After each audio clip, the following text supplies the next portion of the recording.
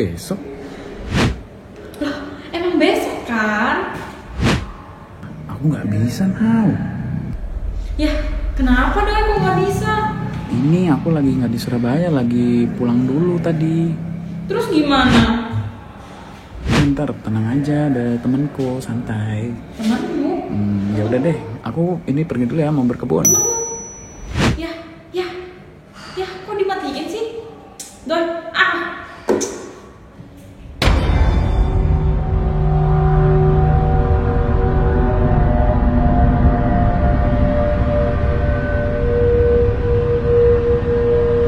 tenang aja, ada temenku, santai.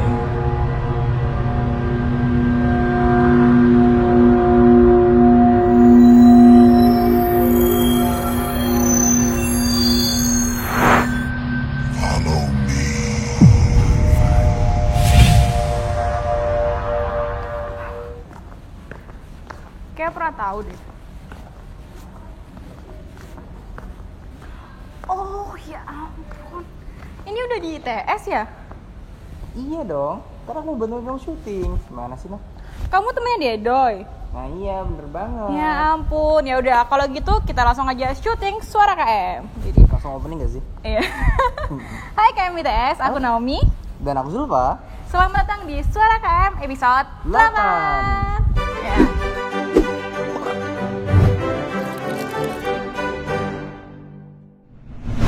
Gimana nih Zul? Bahas apa aja sih, Noh, di episode 8 kali ini?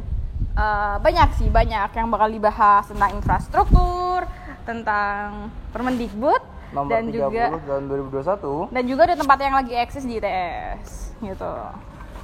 Panas banget ya. Kenapa? sih, Panas jaketnya.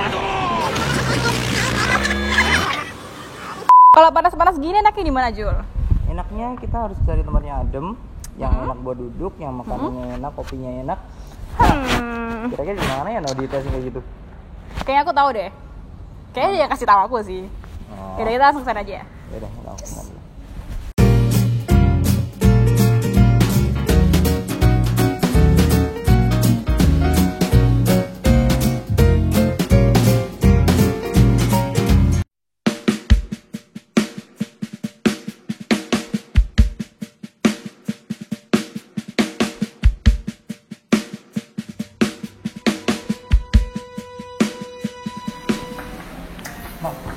Syuting, Noh.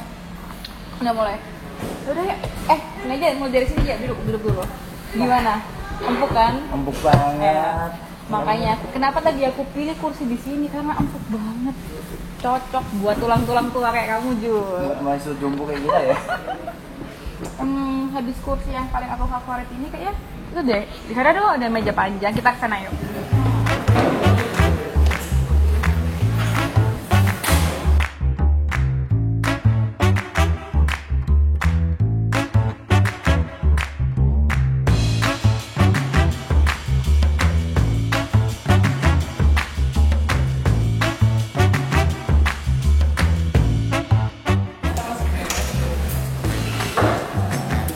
Ini bener banget. Ini karena buat meeting sih. Karena suara dari luar tuh nggak dengar, jadi bisa privacy.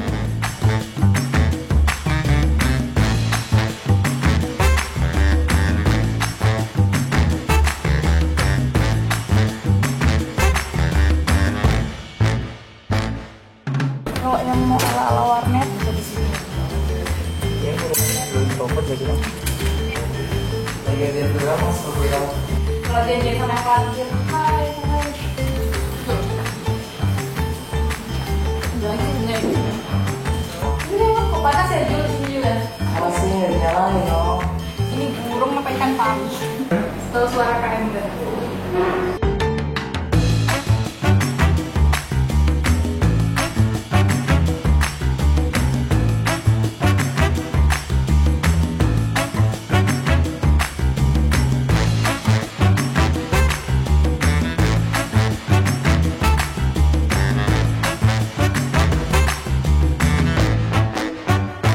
Enaknya di coworking ini kan nggak cuma buat nugas, tapi kan juga bisa santai-santai sambil minum kopi guys, minum apapun. Yuk Jul, kita langsung ke baristanya.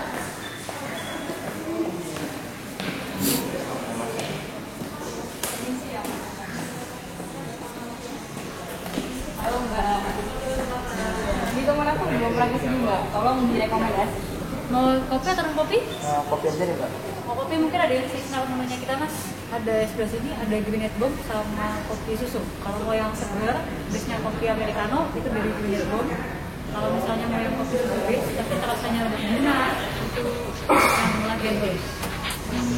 Kalau akun Instagramnya ada nggak, Mbak? Kalau Instagram saya pribadi, ya. Kopi mas. Biasanya akun gitu, akun brandnya. Kenapa sih mas? Udah, tadi yang terus Mbak satu. Lagen Base satu. Oke. Bayarnya gimana ya, Mbak? Untuk pembayarannya bisa scan QRIS di sini sih mas. Oh, nggak bisa cash ya, Mbak? Nggak bisa, dari ITS-nya emang sekarang dibiasakan cashless. Bisa bayar nggak? Bisa dong, no.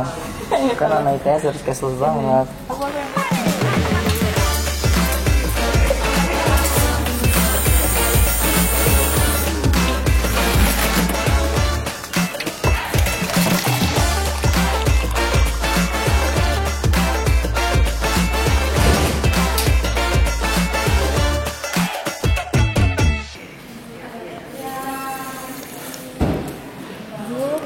jangan ngomong. Ngapain sih, Dok? Nggak afdol kalau kita belum tanyain penilaian sama Jo. Bener banget sih. Halo Mas, selamat siang. Kenalin aku Zulfa dari BMITS. Halo Mas Mbak, kenalin aku Naomi dari BMITS. Kalau betul sama Mas siapa?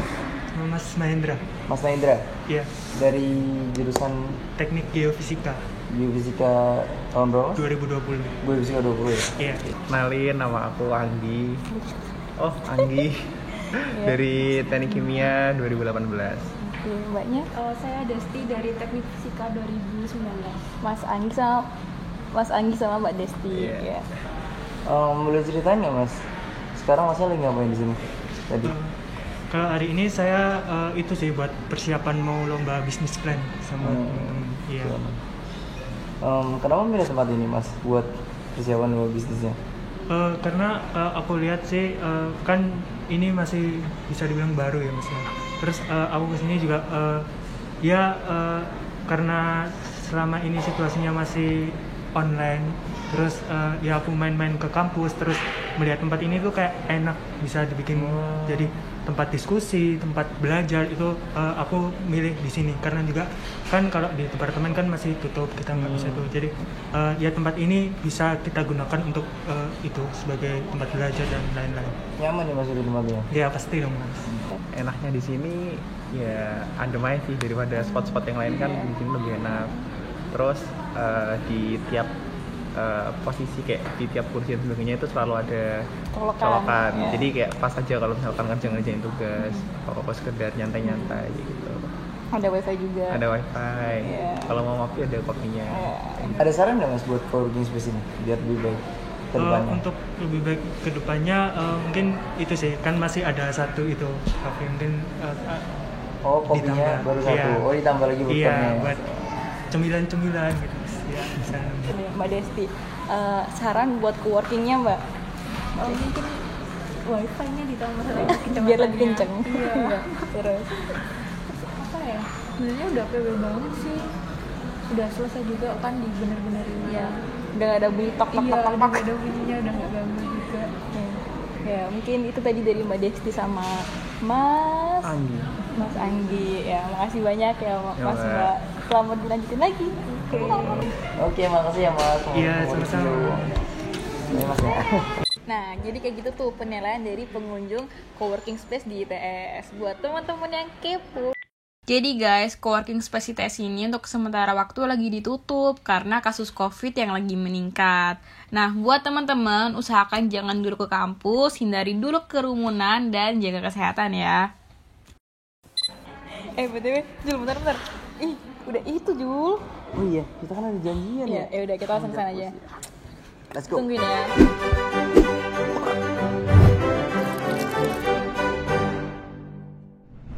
Halo Mentes.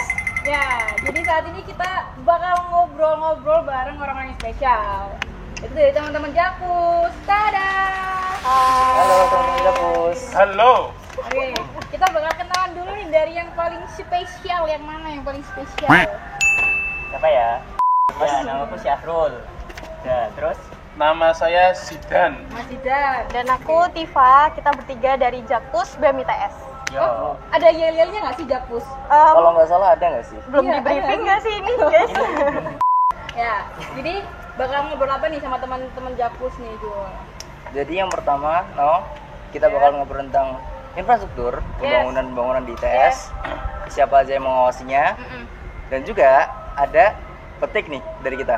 Ya ini kasus-kasus kekerasan seksual yang lagi marak terjadi, terutama di lingkungan kampus. Nah, tadi ngomong-ngomong tentang yang infrastruktur kampus tuh ya, aku kan terakhir kuliah tuh sebelum pandemi ya, 2 tahun yang lalu ya. Dan sekarang tuh kayak waktu aku masuk ke sini tadi itu banyak aku lihat fasilitas-fasilitas yang belum ada sebelumnya. Nih, mau ditanya nih sama yang mas mbak, teman-teman kebijakan kampus, apa sih fasilitas yang baru yang ada di ITS yang ya itu dulu deh. Oke, berbicara tentang fasilitas itu tidak jauh dari infrastrukturnya.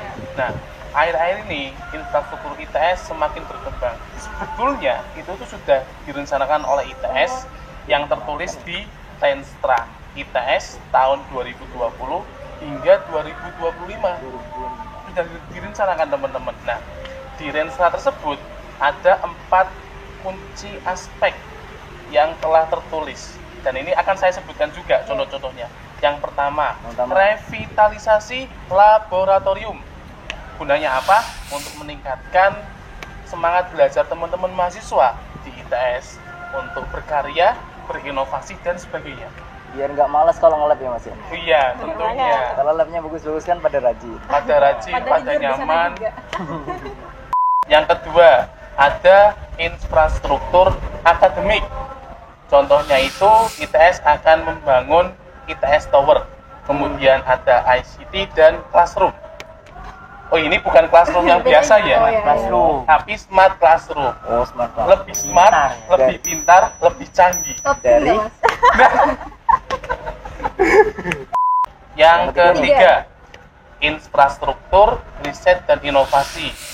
ITS akan meningkatkan lagi, mengaktifkan lagi Sains Teknopark yang ada di sebelah gedung ITS. Yang di belakang itu ya? Ya, yang di belakang. Yang kalau nggak salah nggak pernah dipakai itu ya Mas? Nah, itu nggak pernah dipakai, suwung dan sebagainya. Yang keempat, infrastruktur penunjang. ITS akan membangun seperti kampung global, bisnis center, dan kemudian wisata kampus. Dan yang terakhir, yaitu yang kita rasakan saat ini ketika kita masuk dan keluar kampus, yaitu portal G. Portal G. Nah ini nih yang mau aku sampaikan nih tentang portal G. Tadi tuh Bufa itu pamer masuk kampusnya pakai KTM, sedangkan aku masih mencet karcis, mencet tombol. Coba disebutin dong mana? Mana KTM-nya? Ini dia. Nah, Ekspresinya tuh nyebelin. Jadi buat teman-teman ITS yang udah aktivasi kartu ATM, gak usah pakai karcis lagi, tinggal tempel, gerbangnya kebuka. Go green ya nggak Go pakai. green. Kurangi penggunaan sampah kertas. Dia itu nggak mau ngasih tahu cara aktivasinya mas. Coba disampaikan mas. Oke, tenang. Buat aktivasi portal ID card portal gate ini ya, itu bisa dilakukan di loket layanan logistik lantai 1 KPA atau teman-teman tuh kenalnya di Dokter Angka sana. Gitu. Nah, tapi buat teman-teman yang belum melakukan aktivasi atau teman-teman yang dari luar kampus atau mahasiswa ITS itu masih bisa menggunakan karcis yang ada di portal. Gitu. Jadi don't worry lah. Tapi kita pengennya teman-teman mahasiswa cepat-cepat melakukan aktivasi sih, karena kan rencananya semester ini tuh berapa persen ya mas bakalan offline kan gitu. Jadi penting banget buat aktivasi portal ID card ini. Penting banget biar nggak ribet. Siapapun itu bisa tetap keluar masuk kita SD, jadi nggak membatasi. Nah ini kan dia udah ngebahas tentang infrastruktur ya. Ada nggak sih kan infrastruktur dibangun juga pakai uang UKT nih ya? Nah, Uang UKT mahasiswa. Nah ada nggak sih dari pihak mahasiswa nih yang mendampingi pihak kampus dalam apa ya, menentukan renstra atau menentukan fasilitas atau infrastruktur yang mau dibangun, itu ada nggak sih mas Abdul? Mas Mbak Jakpus. Mau nyebutin satu-satu tapi kok kepanjangan. Oke. Nah, jadi tentunya ada ya. Jadi mahasiswa ini punya andil yang penting lah buat terlibat dalam penentuan kebijakan non akademik di ITS. Nah, terutama itu ITS itu udah jadi PTNBH ya tahun 2014 kemarin. Nah, mahasiswa ini punya 1/17 ya, 1/17 suara dalam terlibat dalam penentuan kebijakan non akademik di ITS. Contohnya seperti rencana strategis yang per 5 tahun, terus juga RKT, rencana kerja dan anggaran tahunan yang tiap tahun, terus juga kebijakan kayak UKT gitu, terus juga kebijakan kayak jalur masuk ITS, mandiri 50%, nasional 20, SDM 30 dan lain-lain itu ada. Nah, itu tupoksinya MWAWM gitu, Majelis Wali Amanat Wakil Mahasiswa. Nah, tapi sayangnya sebenarnya KM ITS ini banyak yang kurang aware tentang urgensinya yang krusial ini gitu loh. Nah, jadi harapan kami sebenarnya kedepannya teman-teman ini bisa lebih mengenal lah apa itu MWAWM, dan kita itu sebenarnya terwakili, kita itu suara mahasiswa itu sangat didengar di atas sana, dan dengan wakil mahasiswa itu teman-teman gitu. Jadi jangan kuat ya, tenang aja. Nah, jadi buat netizen KM ITS yang pada julid-julid duitnya 2 tahun kemana aja, modal kuliah di rumah, karena banyak infrastruktur dibangun pakai uang UKT kita. Nah, salah satunya bisa teman-teman baca di rentranya ITS. Betul. Yang udah diupload juga di YouTube BEM ITS, jangan lupa. Belakangan itu aku sering banget kan lihat di media sosial, di Twitter terutama, kalau misalnya ternyata banyak banget nih kasus kekerasan seksual yang terjadi di lingkungan kampus.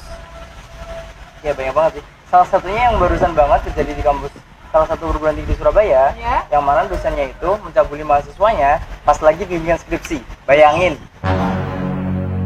Dan aku kayaknya banyak banget deh yang lewat kayak itu aja, kayak masih banyak kasus-kasus lain yang ke-up di media sosial akhir-akhir ini kan. Jadi entah kenapa ya, kayak para korban baru speak up akhir-akhir ini.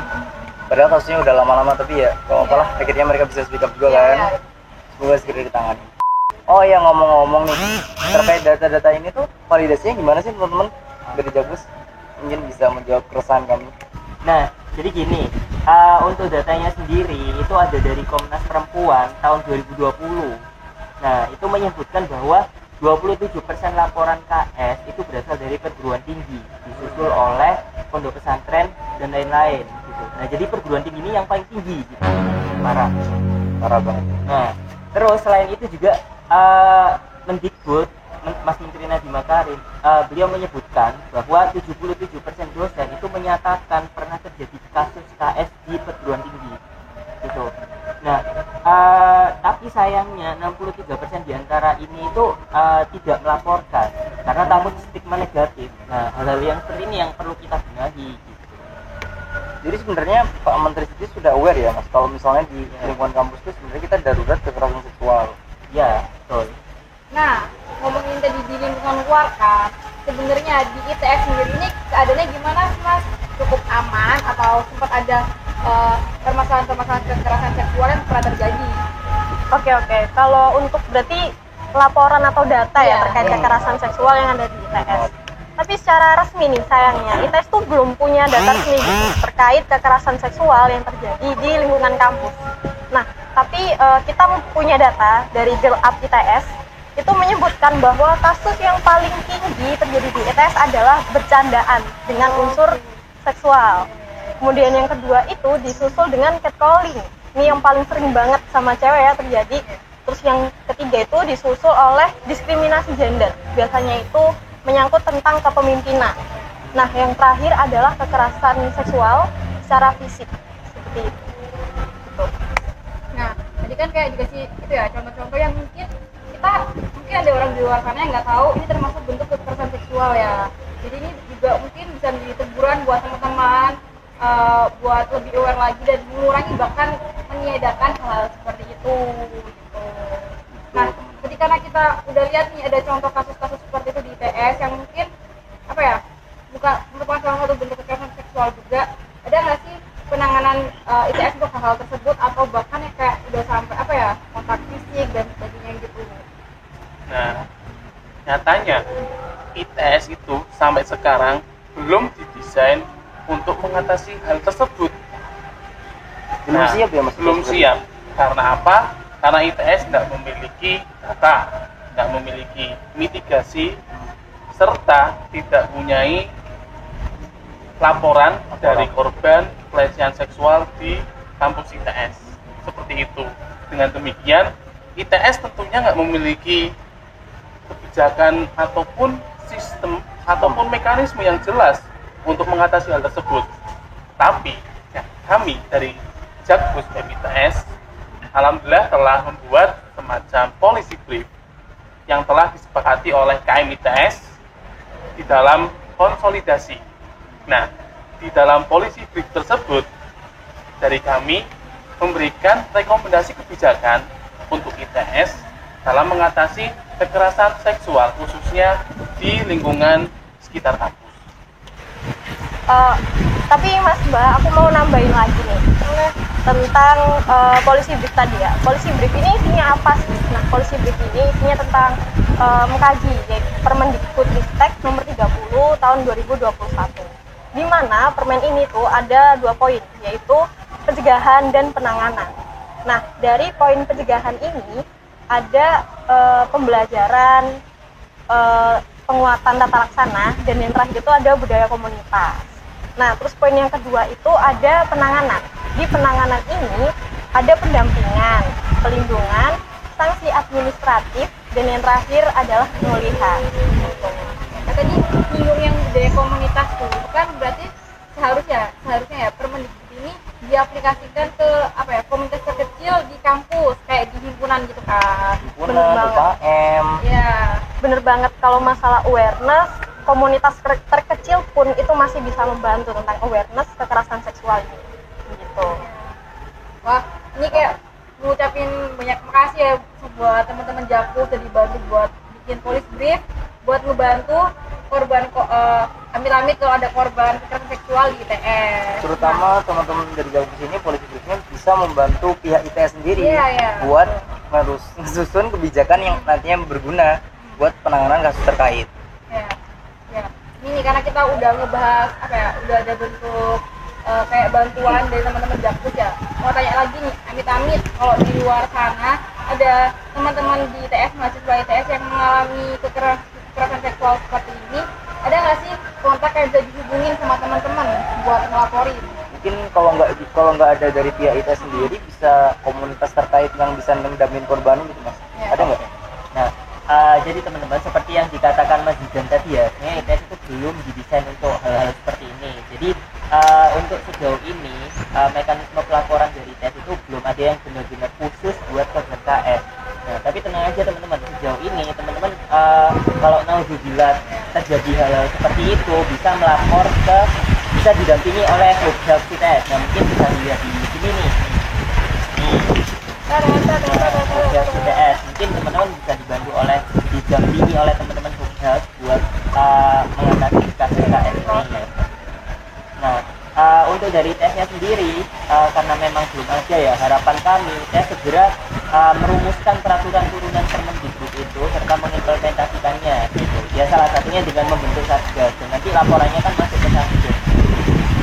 Gitu Mas ya. Aduh, ini pembicaranya sangat informatif dan sangat adem ya di sini ya. Banyak backsound. Karena emang kita itu kampus hijau banget ya guys, banyak pohon-pohon di sini. Ya, jadi makasih banyak nih dari teman-teman Jakpus, kita udah ngobrolin banyak dari uang UKT kemana aja dan sampai kasus bentuk sampai ke kebijakan kekerasan seksual yang nantinya akan diterapin di ITS. Ya. Oke, mungkin makasih banyak buat Iva, buat Mas Zidan, buat Mas Syarul.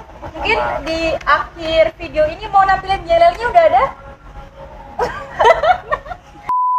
Mungkin ini mau kasih itu media sosialnya nih buat menghubungin Mbak Tifa, Mas Zidan, Mas Syarul. Boleh nih yang jomblo. Gimana Mas? Ya di sini aja. Oh ya, jadi di sini.